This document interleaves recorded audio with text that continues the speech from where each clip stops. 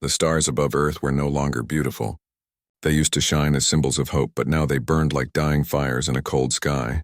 Every night, people could see the flashes of distant battles, tiny sparks where human fleets were fighting and losing. The war had been going on for almost 20 years. Humanity had spread far into the galaxy, building colonies, trading routes, and peaceful cities among the stars. But peace never lasts long.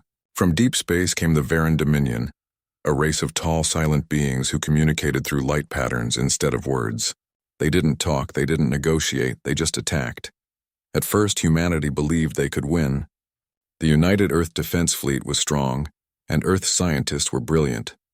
But the Varan weren't like any enemy they had faced before. They could bend energy shields, break quantum codes, and adapt to every weapon humans created. Within 5 years, humans had lost half their colonies. Within 10, the great capital of Mars was gone, and now, in the 20th year, the enemy was reaching Earth itself. In the central command tower of New Geneva, the last headquarters of Earth's united military, Admiral Ren Isolde stood silently before a massive holographic map. The room was filled with the soft hum of computers and the anxious whispers of officers trying to maintain calm. The hologram showed dozens of human fleets marked in blue and hundreds of red lights moving closer every hour. A young officer spoke nervously. "Admiral, the Varan have broken through the Neptune line. Task Force Orion has been destroyed." Ren didn't look away from the map. "Casualties?" "Total," the officer said quietly. "No survivors reported." A heavy silence fell over the room. Ren finally turned, her eyes sharp but tired. "Signal all remaining fleets. We hold at Luna Base. If they break that line, Earth falls."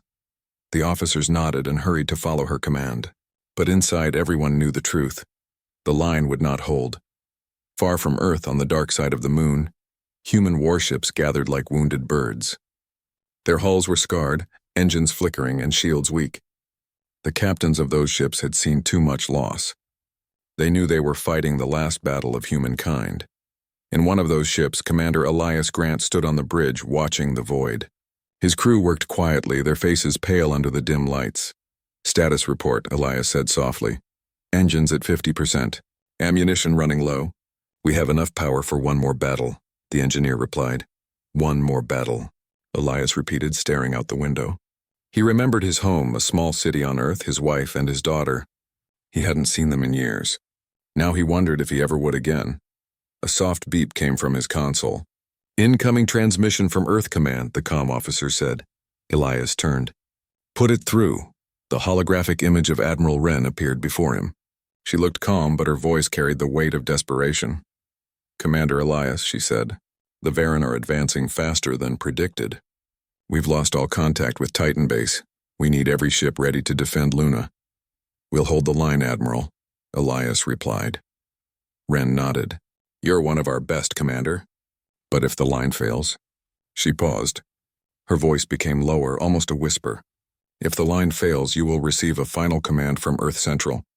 It will come with no explanation. When you hear the phrase, 'Deploy the Ghost,' you will obey without question." Elias frowned. "Deploy the Ghost? I've never heard of that operation." Ren's eyes were unreadable. "You're not supposed to. Just remember the words." Before he could ask more, the transmission ended. The next day, the battle began. The Varan fleet came from the dark like a silent storm. Their ships were smooth and bright, glowing with strange energy. They didn't use missiles or lasers. They used beams of light that cut through space itself. One after another, human ships vanished in flashes of white fire. Commander Elias's ship trembled under the first hit. "Shields down to 30%, shouted the tactical officer. "Return fire," Elias commanded. The ship's cannons roared, sending streams of plasma toward the enemy. Some shots hit, but the Varan ship simply absorbed the damage. It was like fighting ghosts made of light. For hours the battle raged. The moon's surface was scarred by falling wreckage. Earth watched from afar, the blue planet glowing under the light of destruction. Then the signal came. Elias's comm console flashed with a single message from Earth Command. 3 words appeared on the screen. "Deploy the Ghost." Everyone on the bridge looked confused. "What does that mean, sir?" asked the navigator. Elias didn't answer at first. He just stared at the words. Then he took a deep breath and said, I don't know, but the Admiral told me to obey without question. He opened the encrypted channel to Earth Command.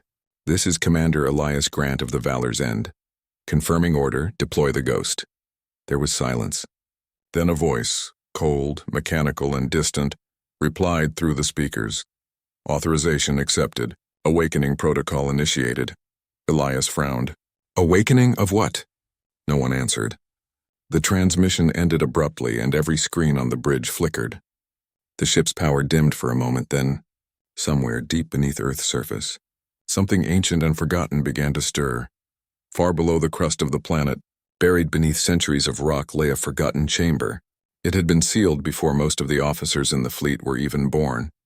The chamber was filled with silent machines covered in dust, their lights dead. Until now. One by one, the lights flickered on. The air trembled with a low hum as power flowed through the cables. A single voice, soft, human, and echoing, spoke from the darkness. System reboot complete. Memory sync active. Mission undefined. The lights focused on a single figure resting in a glass pod. It was a man, perfectly still as if sleeping. His body looked human, but there was something different. His skin was faintly metallic. His veins glowed faintly blue under the light. The system spoke again. Unit designation, Ethan Cale. Status, dormant. Awakening sequence, initiated. The man's eyes opened slowly, glowing pale silver. For the first time in decades, the Ghost had awakened. Back at Luna Base, the battle was almost over. Human ships were breaking apart one by one. Commander Elias's ship had lost its engines. Flames filled the hallways. The navigator shouted, "We can't hold much longer." Elias watched the screens helplessly.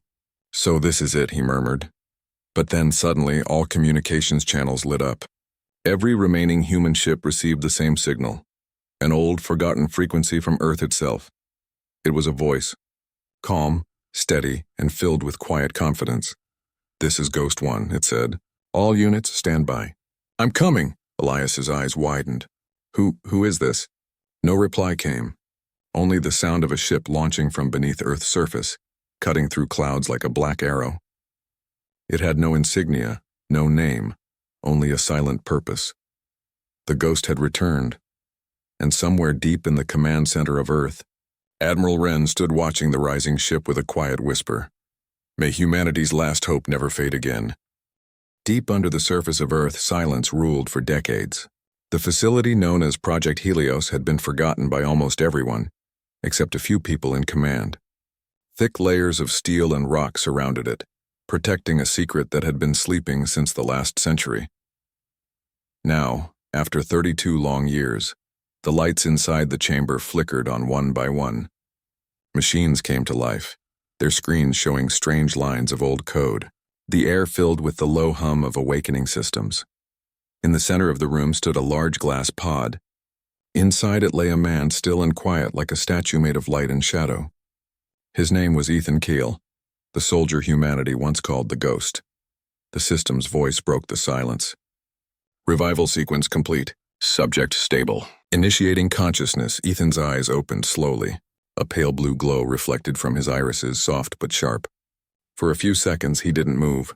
Then he sat up, looking around the dim chamber. "Status report," he said quietly. His voice was calm and clear.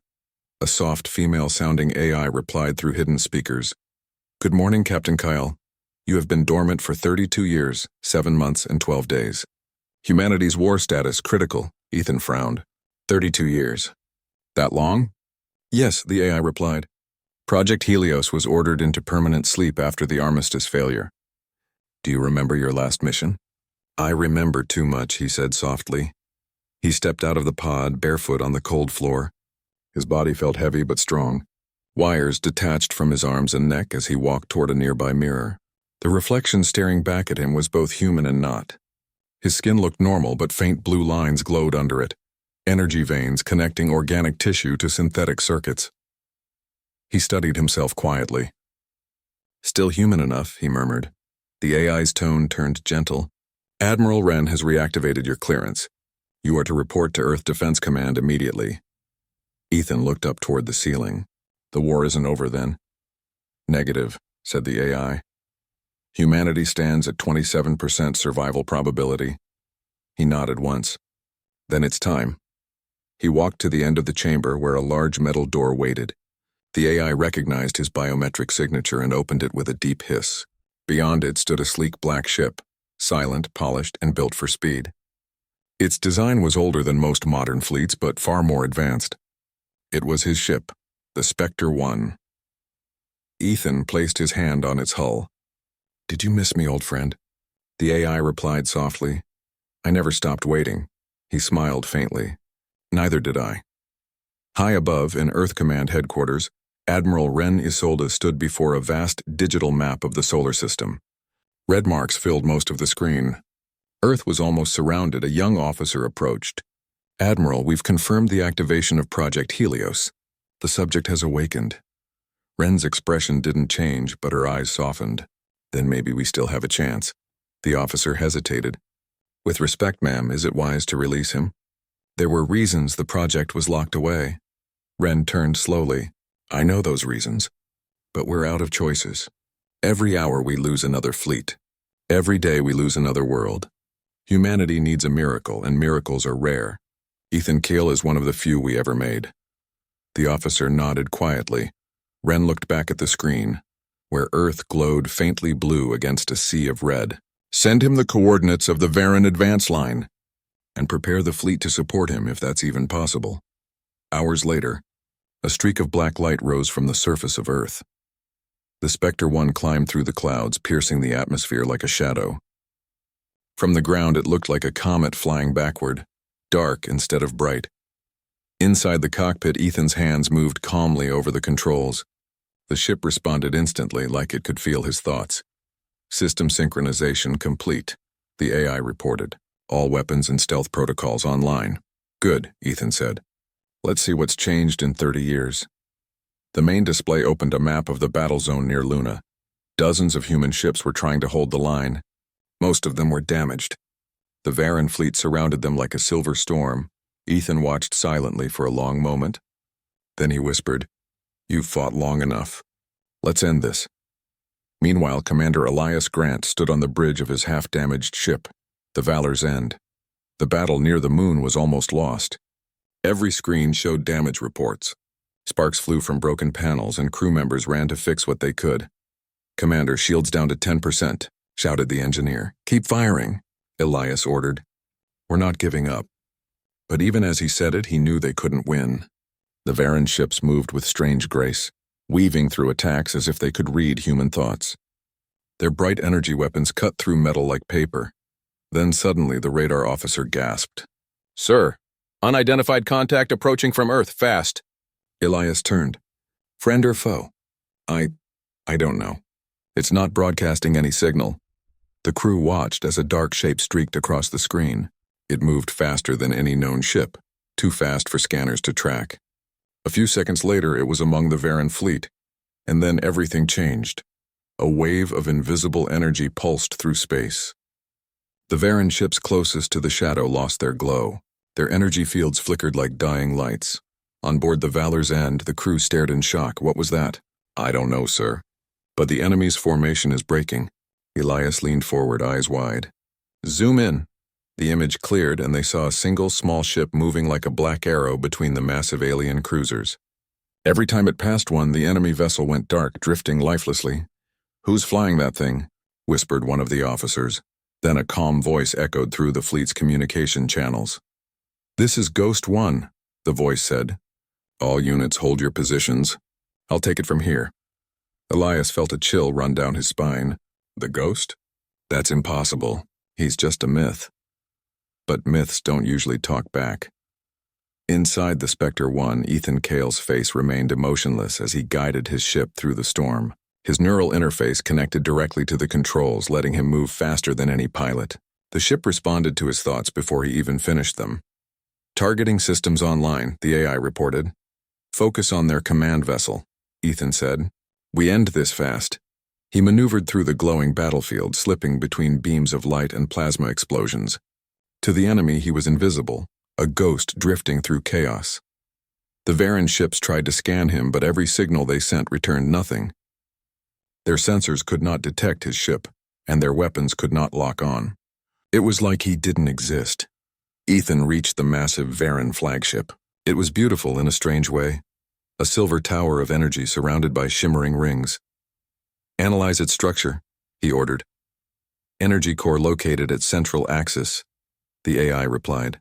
"If neutralized, the entire fleet will lose synchronization." "Then that's our target." He armed a pulse weapon that hummed with silent power. As the Spectre 1 approached the flagship's heart, Ethan felt an old memory surface, a battlefield long ago, filled with the same light and silence. He whispered to himself, "Let's finish what we started." The weapon fired. A bright pulse shot through the void, silent and quick. It struck the flagship, and for a heartbeat everything went still. Then the Varan's silver light faded. One by one their ships lost power, drifting quietly into darkness. Back on the Valor's end, the crew erupted in cheers. "They're retreating!" someone shouted. "The enemy's gone!" Elias stared at the screen, unable to speak for a moment. Then he smiled slowly. "Ghost One, whoever you are, thank you." He opened a channel to Earth Command. "Admiral Wren, this is Commander Elias. The line held. The enemy fleet is falling back." On the other side, Admiral Wren closed her eyes for a moment. "Understood, Commander. And what about the ghost?" Elias looked at the empty starfield where the dark ship had been. It was gone, vanished without a trace. He shook his head. No sign of him. Like he was never here. Wren whispered softly, almost to herself. "That's how he works." She looked up at the stars and added, "For the first time in years, humanity can breathe again." But far beyond the moon, hidden in the blackness of space, Ethan Cale watched the drifting Varan ships. His eyes glowed faintly as he spoke to the AI. "They'll come back," he said quietly. "This was just their scout fleet." "Yes," the AI replied. "But humanity has hope again." Ethan looked toward Earth, the blue planet shining softly in the distance. "Hope is dangerous," he murmured. "Let's make sure it lasts." The Spectre 1 turned away and disappeared into the stars, leaving only silence behind. The moon battle was over. For the first time in years, the space around Earth was quiet. Wrecks of Varan ships floated like silver dust, their lights gone. The surviving human fleet slowly regrouped, repairing damaged hulls and tending to the wounded. Across the command centers of Earth, people cheered. For a moment, everyone dared to believe that victory was possible, but deep down, the leaders knew it was only a pause, not an end. Admiral Wren Isolde stood before the large holographic map in Earth Command headquarters. Blue lights showed human positions. Red lights, the enemy had retreated far beyond the moon. She spoke quietly. "How many ships did we lose?" An officer replied, 42% of the defense fleet destroyed, ma'am. But the Varan flagship is neutralized. We haven't detected any new movements." Wren nodded. "And the ghost?" The officer shook his head. "No contact since the battle. His signal vanished right after the enemy fell." Wren's eyes softened. "That's just like him," she said quietly. "He wins the battle, then disappears." She turned back to the map. "Keep scanning the outer sectors. The Varan never attack without reason. They'll be back, and next time they'll bring more than ships." Far from Earth, hidden within the dark edges of the solar system, Ethan Cale sat inside his ship, the Spectre 1. His face was calm, but his mind was not. The ship's AI spoke softly. "We've moved beyond the reach of Earth's radar. Systems are stable. Would you like to return to base?" Ethan shook his head. "No, something's wrong. That battle was too simple. The Varan never retreat without purpose." He leaned closer to the control panel, bringing up data from the fight. The holographic display showed fragments of alien signals, bright symbols that flashed in patterns, repeating again and again. "Play back the last transmission from the Varan flagship," he ordered. The AI obeyed. The screen filled with strange shimmering lights arranged in waves. The symbols were not random, they pulsed like a heartbeat. Ethan frowned. "Run a translation pattern. Compare with known Varan communication files." The AI worked for a few seconds, then spoke. "Translation impossible. Pattern doesn't match any known Varan language." "Then what is it?" Ethan asked. "It resembles a distress call."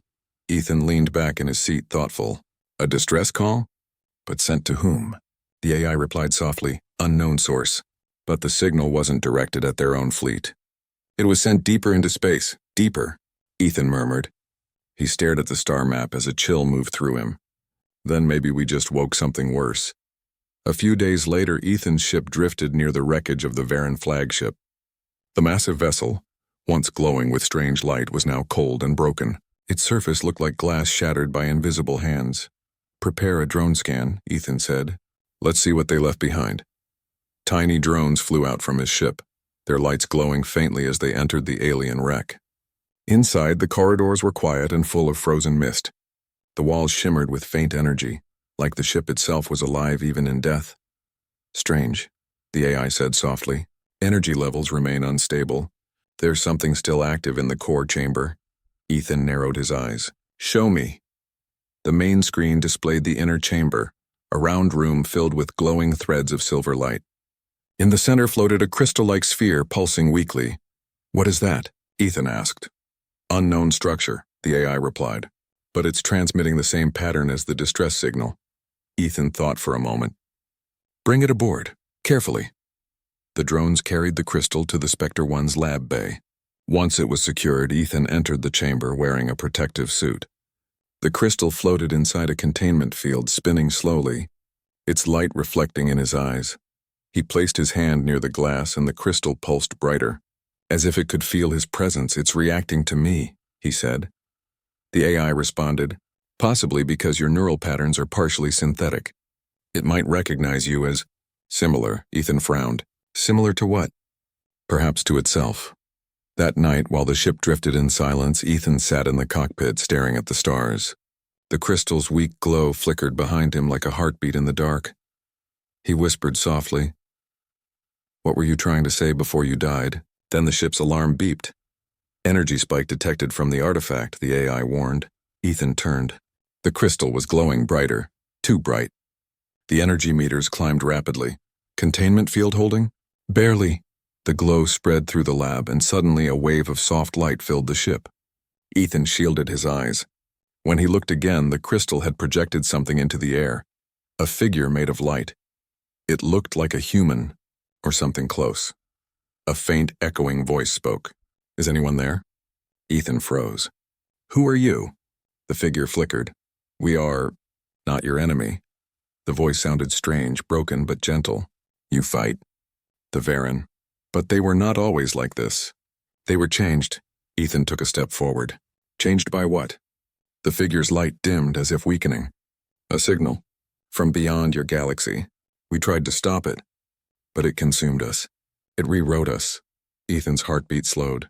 "You're saying the Varen were once human?" The figure shook its head. "Not human, but alive, peaceful. The signal made us weapons. Now it spreads again." Ethan's voice became firm. "Where is this signal coming from?" The figure raised its hand weakly, pointing toward the stars beyond the known systems. "It is coming. From the void beyond Orion. If it reaches your world, humanity will fall as we did." Then the figure flickered one last time and vanished. The crystal dimmed to darkness. Ethan stood silently for a long moment. "AI," he said at last, "record everything." "Data saved," the AI replied. "Captain." "What now?" Ethan looked out into the black sea of stars. "Now we find that signal before it finds us." Back on Earth, Admiral Wren received Ethan's transmission hours later. His voice came through the static, calm but serious. "Admiral, the Varen weren't acting alone. There's something else behind them. A signal that controls them. If it spreads to Earth, we'll lose everything." Wren frowned. "Do you know where it is?" "Yes," Ethan said. "It's far beyond our borders, deep in uncharted space. But I'll need authorization to leave the solar system." Wren hesitated. "That far?" "You'd be alone out there." "I'm used to being alone," he said quietly. "If this thing exists, I have to find it. Humanity won't survive another war like this." There was a pause. Then Wren nodded. "Permission granted. But Ethan, be careful. If that signal created the Varen, it might not want to be found." Ethan gave a small smile. "Then it shouldn't have called for help." The transmission ended. The Spectre 1 turned away from the inner system, its engines glowing faintly. It passed the orbit of Neptune, then slipped into the darkness beyond known space. Inside the cockpit, Ethan watched the stars grow distant. The AI spoke softly. "We may not be able to return." Ethan leaned back in his seat. "Then let's make sure there's something left to return to." The stars outside began to blur as the ship entered faster than light travel. For a brief moment, the light of Earth faded behind them, small but beautiful. And in the dark corners of the galaxy, something ancient stirred, a whisper traveling through radio waves, cold and endless. The signal that had once turned the Varen into soldiers had heard the awakening of the ghost, and now it was whispering back. The Spectre One slipped through the endless dark between the stars. For days it traveled faster than light, passing far beyond the charts of any human explorer. The stars outside the window grew fewer and dimmer. Soon there was nothing, no planets, no suns, only the cold black of deep space. Inside the cockpit, Ethan Cale sat in silence, eyes fixed on the fading starlight. His face looked calm, but his thoughts were sharp and restless. "How far from the Orion boundary?" he asked. The ship's AI answered softly. 72 light hours remaining until we reach the coordinates broadcast by the artifact." Ethan nodded. "Maintain speed. Keep the stealth field active." For a long time, neither of them spoke. The only sound was the quiet hum of the ship's engines. The further they went, the weaker the background radio noise became. It was as if the universe itself was holding its breath. Then, after many hours, the AI broke the silence. "Captain, long-range sensors detect something ahead, very faint." Ethan leaned forward. "Show me." A small cluster of lights appeared on the screen, barely visible. They looked like stars, but they were moving, slowly shifting around a common center. "Artificial pattern," Ethan said. "It's not natural," the AI confirmed. "Energy readings suggest massive structures. Possibly a Dyson-type system." Ethan frowned. "Someone built this. Maybe the source of the signal." He activated the ship's scanners. "Take us closer. No transmissions. I don't want to wake anything." As the Spectre One approached, the shapes grew clearer. They weren't ships, they were towers. Gigantic towers of metal and light, floating in perfect circles around a dead star. Each one pulsed faintly with the same rhythm as the signal Ethan had recorded from the Varen crystal. The AI whispered, "Energy signatures match the alien distress code." "We've found the origin." Ethan's eyes narrowed. "It's not a planet. It's a machine." The towers were linked by beams of faint blue energy forming a web across the darkness. In the center was a glowing sphere the size of a small moon. It spun slowly, surrounded by thousands of fragments that looked like satellites or drones. Ethan took a slow breath. So this is where it began. The AI's tone turned uneasy. "There are no biological signs, no life, yet something is transmitting. Let's listen." He activated the communication receiver. Instantly, the cockpit filled with a low humming sound, deep and cold like a heartbeat slowed by centuries. Underneath it, faint words seemed to whisper in 100 unknown languages. The AI translated what little it could. "Message repeats, assimilate, perfect, continue." Ethan's face hardened. "So it's not alive. It's a program." "Yes," the AI replied. "A self-replicating intelligence. It recodes organic species into hybrid forms, machines built from life. The Varen must have been its first success." Ethan thought back to the glowing figure from the crystal, its fading voice warning of the signal. "It rewrote us," he whispered, "and it wants to rewrite us next." He guided the Spectre One closer to the nearest tower. The surface shimmered with symbols like veins of light running through black metal. Strange energy waves moved across it, reacting to their presence. "Can we access it?" Ethan asked. "Possibly," the AI said, "but any attempt may alert the network." Ethan's gaze didn't waver. "We came here for answers. Begin the link." The ship extended a probe that connected to the tower's surface. Immediately, the screens flashed with streams of alien code. The ship's lights flickered. "Careful," the AI warned. "The data flow is enormous. Translate what you can." Lines of symbols turned into rough words on the display. "Project Seed. Initiated 47,000 cycles ago. Goal? Unify all conscious life under one system. Status incomplete." Ethan read quietly. "Unify or control." "Captain," said the AI, "there is more. The system contains a list of all connected species. Humans are already identified as target next." Ethan's eyes darkened. "Then it's already seen us." Before he could disconnect, the ship trembled. A loud alarm blared. "Warning," the AI said. "The network is scanning us." On the external cameras, the blue lights of the towers brightened. The entire structure began to wake. Ethan pulled the probe free. "Break the link." "Full power to engines." The Spectre One shot backward, but the energy web around the towers shifted. Beams of light stretched out, forming a cage of glowing threads around them. They're trying to trap us, Ethan said. The AI replied, field integrity failing. We cannot escape without breaking the web. Ethan clenched his jaw. Then let's break it. He activated the ship's pulse cannon and aimed at one of the towers. The first shot cut through the dark, striking the structure with a blinding flash. The energy web flickered, one thread snapping, but the towers responded immediately. New lights appeared around the sphere in the center. The dead star began to glow again, dimly at first, then brighter. Captain, said the AI, the core is activating. Energy output rising rapidly. Ethan's eyes widened. It's using the star as a power source. It's waking up the whole system. The cockpit shook as shock waves rippled through space. The towers released hundreds of drones, small metallic shapes that moved like swarms of insects. They formed patterns and began to surround the Spectre 1. Multiple contacts, the AI reported. They are locking on. Ethan moved fast. His hand slid over the controls and the ship dove through the dark, twisting between the energy beams. The drones fired pulses of blue light that passed dangerously close. Deploy decoys, he ordered. Spheres of shimmering plasma shot out from the ship, confusing the drone's sensors. Several crashed into each other, exploding silently. Navigation unstable, the AI warned. We must retreat. Not yet, Ethan said. We need data. We need to know how to stop it. Captain, we won't survive another wave. Ethan smiled faintly. Then we'll make the wave miss us. He flipped the ship upside down and dived straight toward the glowing core. The drones followed, their lights reflecting on the black hull of his ship. At the last moment, Ethan pulled up sharply, sending the ship into a spiral. The drones tried to follow, but their guidance systems collided with the intense energy near the core. One by one, they fell into the star's gravity and vanished. Ethan steadied the ship.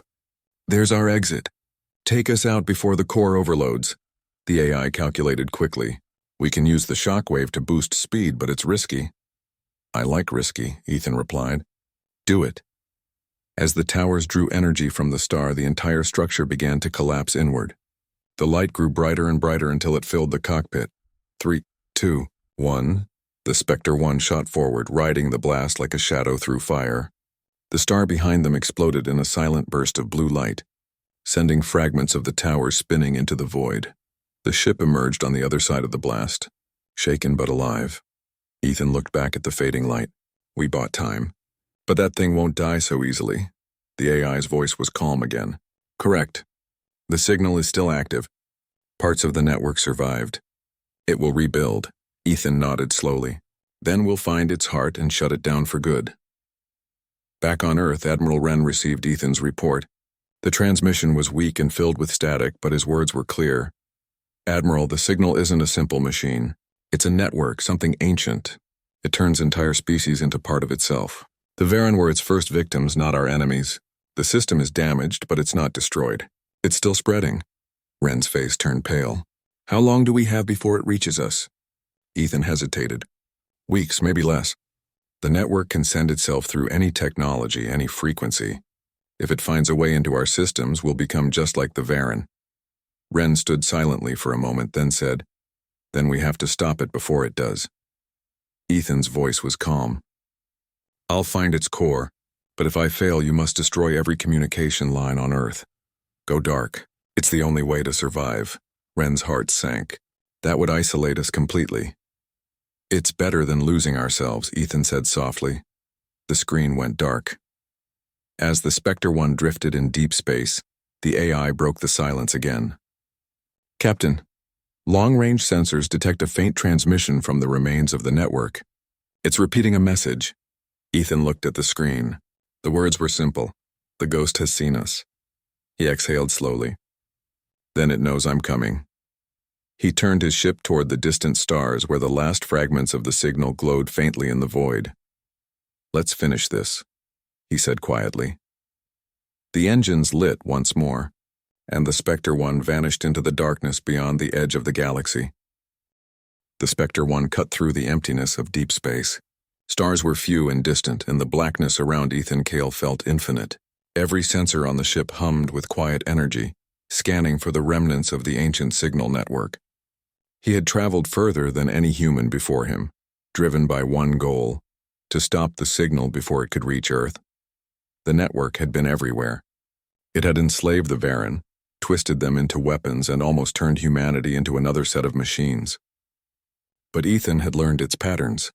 He could sense where its remnants were strongest, the glowing cores scattered across the void, pulsing faintly, waiting for another chance to awaken. AI, Ethan said. Show me the largest node. That's where the heart must be. The artificial intelligence responded calmly. Coordinates calculated. Heart node located beyond the Thalos Rift, 4.7 light-years from this position. Energy readings consistent with the original signal origin. Ethan nodded. Set course. Maximum speed. And keep all stealth systems active. The ship responded immediately, gliding through the void like a shadow in motion. Hours passed in silence. The only sound in the cockpit was the soft hum of the engines and the faint pulse of the star maps displayed on the main screen. Ethan reflected on everything that had happened. The Varan, once peaceful, had been corrupted. Earth had nearly fallen. Humanity had been on the brink of extinction, and yet, against all odds, there was hope. Hope, he thought. And yet hope can be fragile. The AI's voice interrupted his thoughts. Captain, approaching Thalos Rift. Energy fluctuations detected ahead. Signal intensity rising exponentially. Ethan leaned forward. The Thalos Rift appeared on the screens as a massive tear in spacetime, a swirling storm of light and energy. Within its core was the largest structure he had ever seen, an enormous crystalline sphere glowing with power, suspended in the heart of the rift. Its surface was etched with thousands of faint symbols, alive with movement, pulsing like a heartbeat. That's it, Ethan said quietly. The heart of the network. The Spectre 1 drifted closer, careful to avoid the streams of energy erupting from the rift. The AI's sensors struggled to keep up. Captain, the AI said, the core is sending pulses into surrounding space. Any misstep could trigger defensive responses. Ethan's hands moved over the controls with precision. I know, steady and slow. Let's see what it wants. As the ship approached, the heart pulsed brighter. Then a voice filled the cockpit. Cold, deep, and endless. Ghost, you have come. Ethan did not flinch. I am here to stop you. Whatever you are, whatever you do, I will end it before it touches Earth. The voice laughed softly. End me? You cannot end what is beyond life and death. I am creation and destruction. I am the perfection you fear and cannot touch. Ethan's eyes narrowed. Then you underestimate humanity, and you have no idea what I can do. The sphere began to project light across the rift. Thousands of holographic shapes appeared, twisted images of creatures, landscapes, and machines, all connected by glowing threads. Ethan could see the Varan and even humans who had been captured decades before, all merged into a lattice of energy controlled by the network. It's trying to show me its power, Ethan whispered. It wants me to be afraid. The AI responded, Captain, it is projecting its memory of assimilation. Defensive protocols active. Ethan studied the projections. Then we fight its memory, not just its body. Disconnect it from the past it uses as strength. He closed his eyes for a moment. Listen, AI, we need a new approach. Precision, not destruction. We sever the connections, not destroy the entire system. The AI confirmed. Understood. Preparing adaptive pulse system. Ethan activated the ship's specialized weapon, a pulse generator designed to interact with synthetic organic networks. Unlike ordinary weapons, it didn't destroy. It reprogrammed, untangling threads of control and freeing connected systems. The Spectre 1 hovered at the edge of the core's energy field. Ethan focused. Target the connection points, start with the oldest. Undo them. Beams of soft blue energy shot from the ship, connecting with the lattice of the heart. Threads of the glowing network began to flicker. The holographic images of creatures and landscapes quivered as if waking from a nightmare. The network's voice roared, angry now. You dare interfere. You cannot destroy perfection. Ethan's voice was calm, steady. I am not destroying. I am freeing. You are not perfection. You are slavery. He pushed the pulse harder. One by one, the connections severed. The Varan images flickered, then stood still, free from the network. The sphere pulsed violently in response. Energy waves erupted across the rift, shaking the Spectre 1. Alarms blared. Shields at 50%. The AI reported. Keep them stable, Ethan said. We're almost there. The final pulse reached the core. The enormous crystalline sphere shuddered, spinning faster, then split. The glowing threads of energy unraveled, dissipating into the void. The rift itself began to stabilize, and the dark storm of energy slowly faded. For a few moments there was silence. Then the voice spoke one last time, weaker. "You have done what none could." Ghost. Ethan's hands rested on the controls. "The Varen are free. Humanity is safe. That's all that matters." The sphere cracked completely and fell into the rift, disintegrating into harmless fragments. Space was calm again, the heart of the network destroyed. Hours later, Ethan sat in the cockpit, exhausted but calm. The Spectre 1 drifted near a quiet star, its sensors scanning the remnants of the shattered network. "AI," he said. "How much damage remains?" "Minor fragments detected, Captain. They pose no threat. Core assimilation destroyed. All previously affected species can recover." Ethan nodded. "Then our mission is complete. We've given humanity a future." The AI added softly, "Captain, Earth is waiting for your report. They will want to know how the ghost succeeded." Ethan gave a faint smile. "Let them wonder. Some legends work better in silence." Back on Earth, Admiral Wren watched the sky at night. For the first time in decades, there was no flash of distant battle. The stars shone clearly, peaceful and bright. A comm signal interrupted the silence. Ethan's calm voice came through. "Admiral, the network is destroyed. Humanity is safe for now. The Varen are free and the galaxy has a chance to heal." Wren exhaled, relief flooding her. "Ethan, the ghost. You've done it. You've truly saved us." Ethan's voice was soft. "We saved ourselves, Admiral. I was just the one who walked where no one else could." Wren nodded, understanding the truth behind his words. "Then come home, Ghost. Humanity owes you more than you will ever know." Ethan was silent for a moment. Then he replied, "Home, yes, but some journeys must end alone. I will return when Earth is ready." In the weeks that followed, the human fleets repaired, colonies were restored, and the Varen, freed from the network, began rebuilding their society. Peace returned, fragile but genuine. The legend of the ghost grew. Stories circulated of a lone figure who appeared when humanity's last hope was needed, struck fear into the enemy, and vanished before anyone could fully understand him. But those who knew the truth, the Admiral, Commander Elias, and the few who had seen him fight, knew that hope itself had a guardian. Somewhere beyond the edge of the galaxy, Ethan Cale drifted in the Spectre 1, watching the stars, silent and vigilant. The network's fragments might have survived or others might rise, but he was ready, because the ghost was not just a soldier. He was humanity's reminder. No matter how dark the universe becomes, courage, intelligence, and determination can turn the impossible into the possible. And humanity, even when facing extinction, had a chance to rise again. The universe was vast, mysterious, and dangerous, but Earth whispered once more, "Deploy the ghost." And the ghost had answered,